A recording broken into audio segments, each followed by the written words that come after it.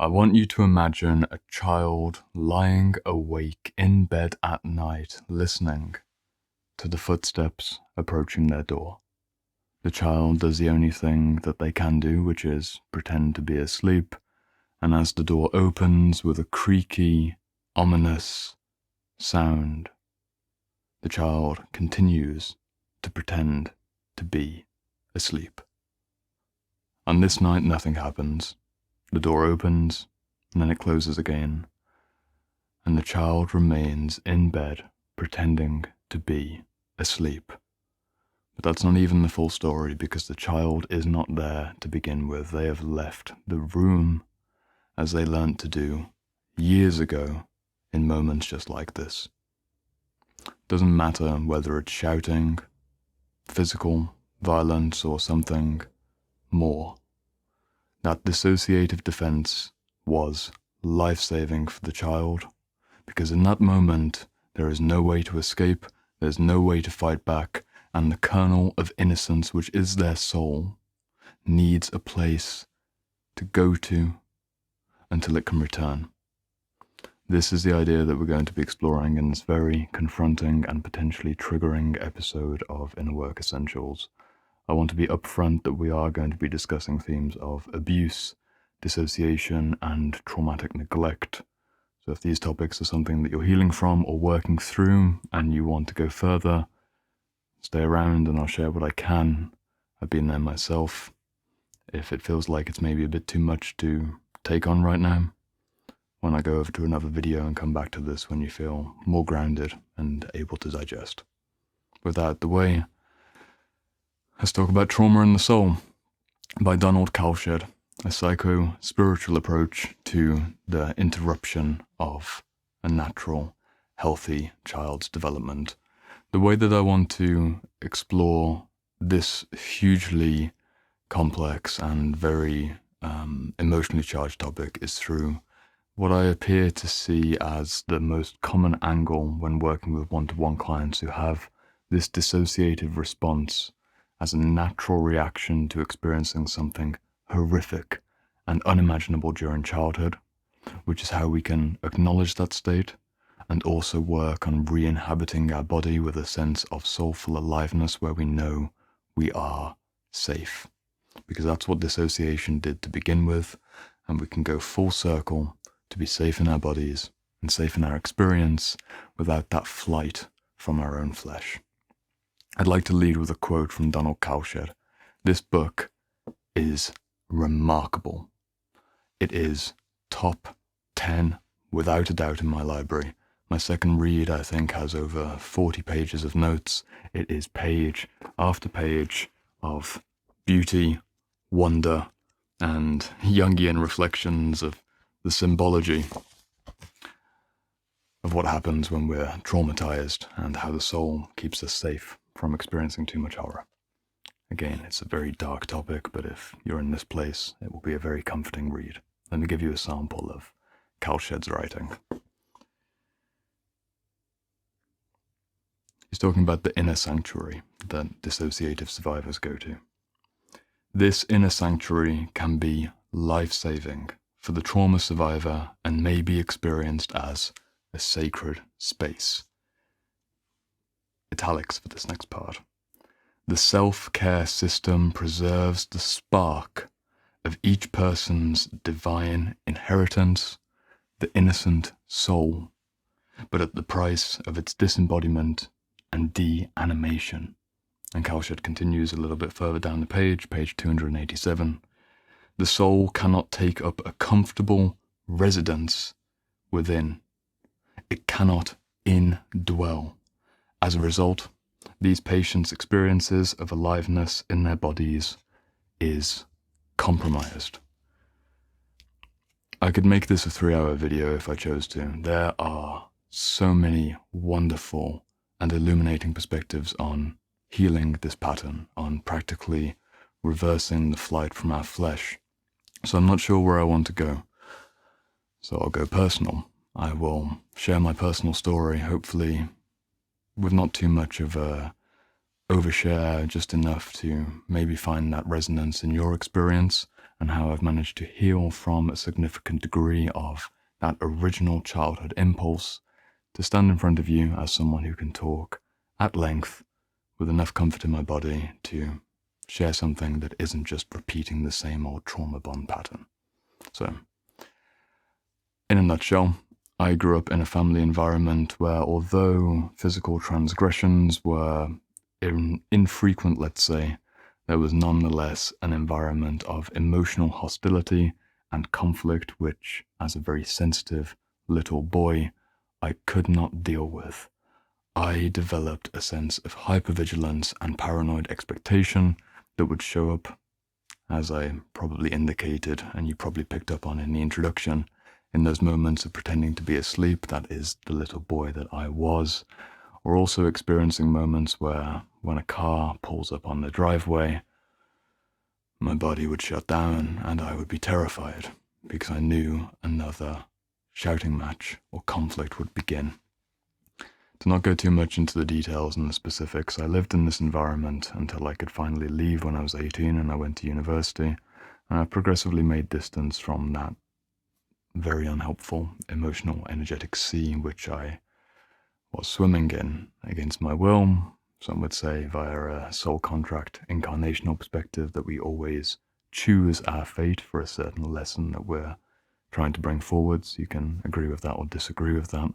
All I knew is that by the age of 18 I had been thoroughly dissociative, and I experienced the majority of my life somewhere up and behind my own experience. It always felt like I was the puppet master pulling the strings of my own ego identity to perform on the stage of the world. And what's different about what I'm doing right now? Am I still the same puppet master who's performing for you for a sense of validation or a sense of safety via your confirmation? No, it's completely different. Previously, in that dissociative defense, my soul, from Kalsched's perspective, left my body to retain that sense of innocence while the abuses, verbal abuses, physically constricting attacks and affronts battered the body, battered the heart. There was still that life-preserving spark which fled, and it fled up here, and it operated upon what remained. This is sounding a bit schizophrenic, it's sounding dissociative and fragmented. Of course, that's what happened. That's what anyone who's watching this video to this point has experienced. You have a feeling, most likely, of being a floating head on a lifeless or otherwise, unfortunately, potentially despised body. Maybe you're too thin or too fat, under-exercised, chronic addiction, chronic substance issues, or maybe that was you in the past. I'm not trying to put a judgment on those states. These are natural responses to abuse. Sometimes we put on too much weight in a way to protect ourselves, to literally give ourselves armor against those who would touch or grab or try to enter us, psychically or physically. Sometimes we starve ourselves, or maybe become bulimic, to try and disappear from the world, to try and become so small that no one could see us. Another person might turn to addictions like pornography, huge for men. Almost every young boy does not emerge from adolescence without a pornography addiction. And I think it's a fucking tragedy that we call this normal and healthy. We don't realize the dissociative, traumatic defense that it is. It might not always be that, but the best use of pornography is something which is a healthy form of sexual expression, where someone gets to experience their own body and their own sexuality without a partner. That's best case use. Average case use, nothing like that. It's another dissociative defense where we fixate on the screen and we try to recapture some sense of bodily connection as men, in this case, by stimulating between our legs to chronic, compulsive, energetic spikes, which we mistake for safety.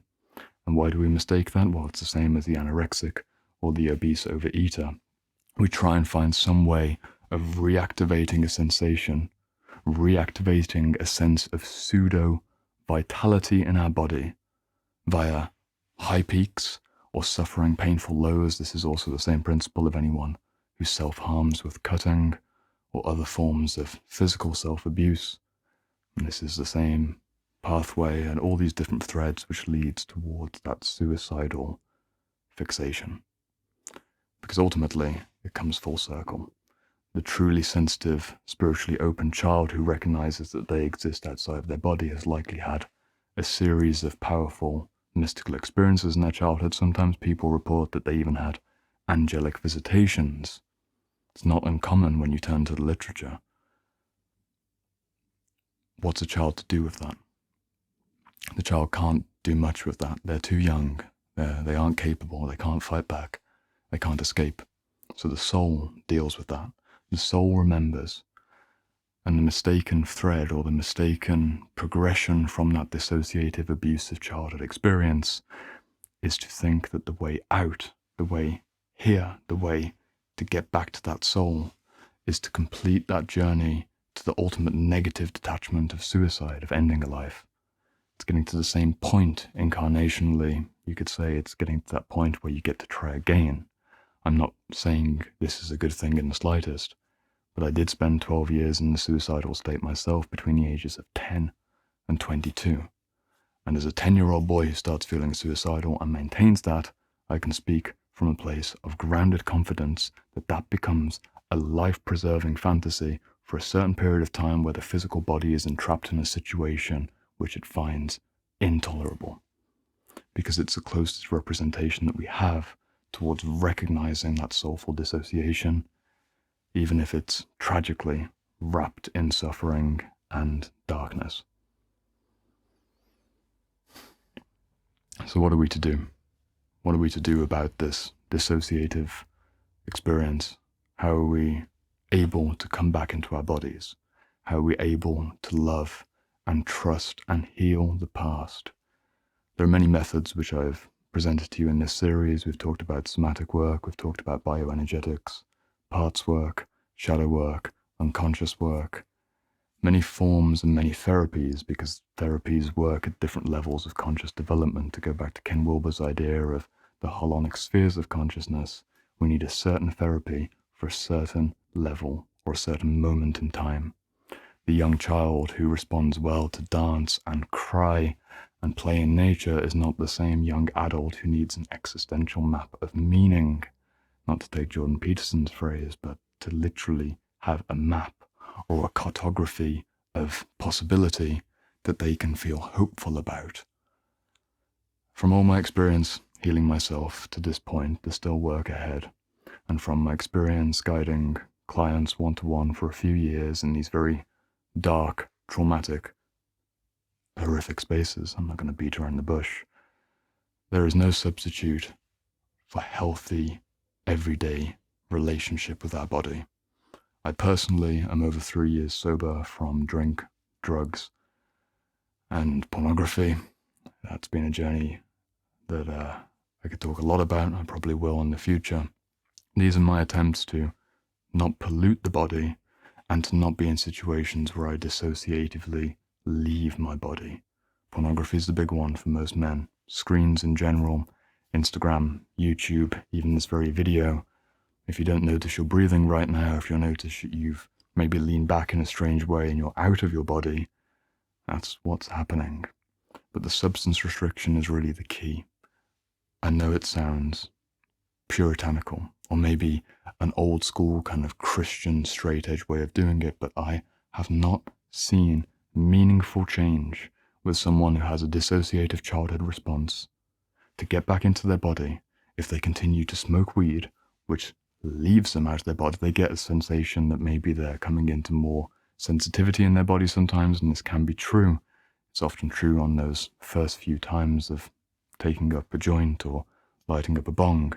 But when it becomes chronic, when it becomes something which is happening every week, same with alcohol, this gets deadened. It gets slower and more alien, and we experience ourselves more as a head on top of a stick or a head on top of a blob, and we don't love who we see in the mirror, because how could we? We don't even recognize our own flesh from the inside out. Sobriety really is key. I've seen huge transformations from people who had very heavy substance issues and also had things like heavy promiscuity or sex addiction.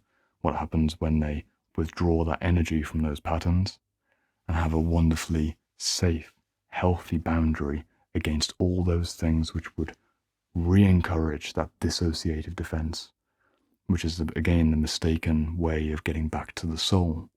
But if the soul really were to be taken in, and if you want to take a different angle entirely, some metaphysicians, some esotericists say that we are existing in an auric field or an energetic field of astral energy. There are many ways to describe this. And some would even say that the soul is the field itself, and that we are the human inside of that experience. Sure, we may feel like we're up here or over there, or maybe in front or behind. The reality is we're everywhere. We're just around our threshold. So what we can do is clear out and allow more to come in. This is the changing of swimming in the suffering sea of childhood to joyfully floating in the bliss of our own energetic space, a healthy boundary. This is boundary work again. It all comes back in. It's interesting how with the inner work and with the holistic healing path of integration, we don't get to skip any stage. We don't get to skip any developmental stage or any state of consciousness. We have to work from every single angle. And unfortunately, it does take years. Do not believe a single person who says that you can heal from your trauma in less than 6 months. Especially do not believe people who say they've got one modality that will do it for you. It's not the case. You need to work at every single level, because the soul relates to us differently at every level of our consciousness. And the place that I would invite you to begin, as someone who is likely very smart, very intellectually, cognitively based, with a significant element of empathetic, defensive attunement. What I mean by that is that empathy or empath response that comes in relation to being a child who has to continually, hypervigilantly scan the environment to look for micro-expressions, or maybe even the energies themselves before they even happen. That work, that unraveling of hypervigilance to then be a genuinely heart-open experience of receptivity and cognizance, but still in your healthy energetic boundary, and still centered in your heart and in your guts and in your feet, not just a head or a floaty vision over here. That's the journey of healing back. That's the journey of returning to our own home. And I'd invite that you begin with substance restriction and physical exercise if you haven't already. There is no replacement for training. Walking, being barefoot is highly recommended as well. And stopping anything entering your body, very dramatic, but then let anything enter your body, or anyone enter your body, whose energy depletes your state and encourages that same dissociative response, which reminds you of the past and keeps you in that small spiral of suffering, rather than shifting spirals to that golden shadow potential which could be. If you're already at the stage where you're multiple years sober, multiple years of grounding and exercise, you're at a healthy, not just a healthy weight, come on, you're at a state of physicality which truly honors your potential, you're expressing, and you're vital.